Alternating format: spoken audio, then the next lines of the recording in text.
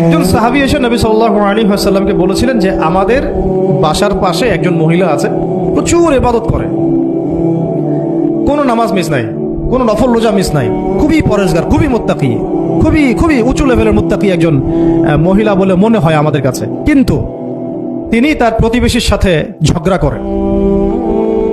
তিনি তার প্রতিবেশীর সাথে ঝগড়া করেন এবং বাজে ল্যাঙ্গুয়েজ ইউজ করেন।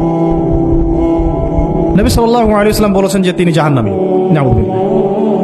আরেকজন মহিলা সম্পর্কে বক্তব্য এসেছিল, আরেকজন সাহাবী বলেছেন যে আমাদের বাসার পাশে একজন মহিলা আছে, তেমন কোনো নামাজ, খুব বেশি ইবাদত করেন না, কিন্তু তার আখলাক চরিত্র খুব নরম কোমল।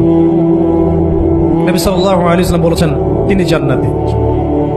তাহলে আমরা এই হাদিসটা থেকে বুঝতে পারছি যে আমলের মূলনীতিটা আসলে কি।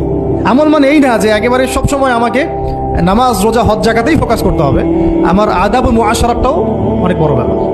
চলাফেরা, ওঠা বসা, আমাদের ডিলিংসগুলো। তো এখানে আমি একটু বলবো আপনাদেরকে, কারণ এই যুগটা তো অনলাইনের যুগ, মিডিয়া দ্বারা প্রভাবিত হওয়ার যুগ, বিভিন্ন সিরিয়ালস আমাদের মাথায় এখনো বসে আছে।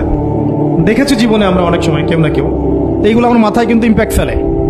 এগুলো আমাদের মাথায় ইম্প্যাক্ট ফেলেছে, সমাজ ব্যবস্থা আমাদের মাথায় ইম্প্যাক্ট ফেলেছে, যে পরিবেশে আমরা পড়াশোনা করেছি ওই পরিবেশটা আমার উপর ইম্প্যাক্ট ফেলেছে। সব মিলে আমাদের মাথাটা এখন পুরো দূষিত, আমাদের মাথাটা কিন্তু পুরাই দূষিত, কলপটা আরো দূষিত। এইখানে যে বিষয়গুলো ফোকাস করা দরকার, যে